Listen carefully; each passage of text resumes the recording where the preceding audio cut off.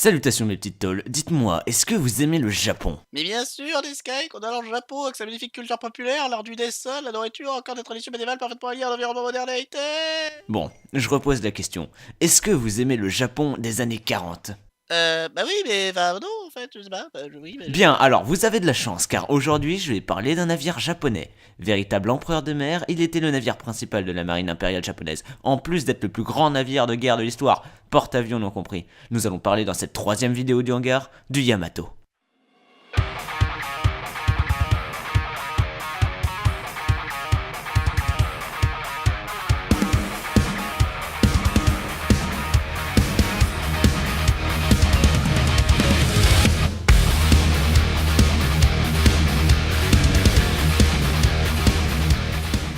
C'est pendant les années 1930 que le gouvernement japonais adopte une idéologie expansionniste visant à élargir considérablement l'empire japonais qui était, on va pas se le cacher, déjà très grand. Ah, mais on en a jamais assez. Après le retrait du traité naval de Washington qui limitait la taille et la puissance des navires de guerre, la marine impériale japonaise a commencé la conception de la nouvelle classe de cuirassés lourds, la classe Yamato. Les concepteurs japonais ont reconnu que dans l'optique d'une potentielle guerre contre les États-Unis, le Japon serait incapable de rivaliser avec les chantiers navaux de ceux-ci pour produire des cuirassés en grand nombre. Les navires de la classe Yamato furent alors conçus pour attaquer et détruire plusieurs cuirassés ennemis en même temps.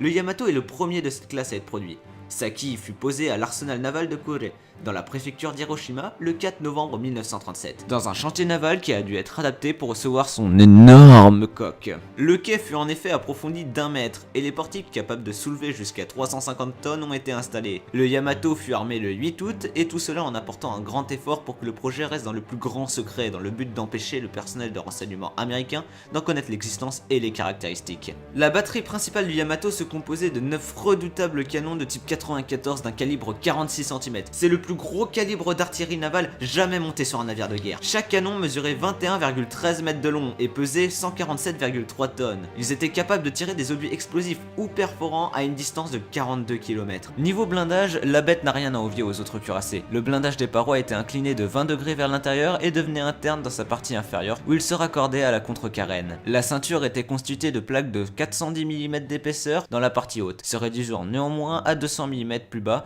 et enfin à 80 mm au niveau des tôles du fond. Dans la section des soutes à munitions, le blindage atteignait 250 mm pour la partie basse et au lieu de descendre vers le fond, se recourbait horizontalement en protégeant ainsi également le bas des soutes avec 76 mm dans la partie centrale et 51 mm pour les bords de raccordement. Les tourelles possédaient un blindage de 650 mm, ce qui les rendait quasi invulnérables au tir à des distances normales. Quant au pont, il avait des plaques de 35 à 230 mm. C'est en octobre 1941 que le Yamato effectua des essais en mer pour finalement atteindre sa vitesse maximale de 50,7 km/h. Mais alors que la guerre menaçait, la priorité a été donnée à l'accélération de la construction du navire.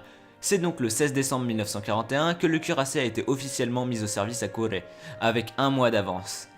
Le même jour, celui-ci a rejoint le cuirassé Nagato et Mutsu dans la première division de cuirassés. Le Yamato a participé à plusieurs événements majeurs de la Seconde Guerre mondiale côté japonais, comme la bataille de la mer de Philippines, mais aussi celle du golfe de Leyte, de la mer de Sibuyan, du détroit de Surigao et du cap Enganyo, et encore durant la bataille de Samar. Le Yamato fut coulé durant l'opération Tengo, une mission sans retour possible, alors que le Japon était clairement en train de perdre la Seconde Guerre mondiale. Accompagné d'un croiseur léger et de 8 destroyers, le Yamato devait aller attaquer les navires américains devant Okinawa avant de se saboter par petit fond. Celui-ci affronta alors 6 cuirassés et plusieurs porte-avions qui lancèrent 404 avions bombardiers et torpilleurs à l'attaque par plusieurs vagues. La première vague d'appareils met plusieurs bombes au but, diminuant l'efficacité des canons antiaériens ainsi que 2 torpilles qui atteignent une chaufferie et réduisant la vitesse du navire à 24 nœuds. Une seconde attaque coordonnée provoque des voies d'eau supplémentaires tout en rendant inutilisable l'artillerie principale et une nouvelle diminution de la vitesse du navire. La troisième attaque est la plus dévastatrice. 4 bombes déciment les servants des canons de DCA et 4 ou 5 impacts de torpilles inondent d'autres chaufferies, tout en coupant toute possibilité d'évacuation du personnel machine. De plus, le navire est condamné à tourner en rond, à moins de 10 nœuds. Clin d'œil au Bismarck. Les incendies sont incontrôlables et menacent les soutes à munitions, tandis que l'ordre d'évacuation est donné. Alors que le Yamato commence à chavirer, celui-ci reçoit un coup de grâce d'une 4e vague d'aviation. Les soutes à munitions explosent au moment du décharge, créant une colonne de fumée en forme de champignon de plus de 6000 mètres de hauteur. Le Yamato coula en plusieurs morceaux, emportant avec lui 3055 marins japonais, pour la plupart morts par l'explosion dans la soute ou durant le combat.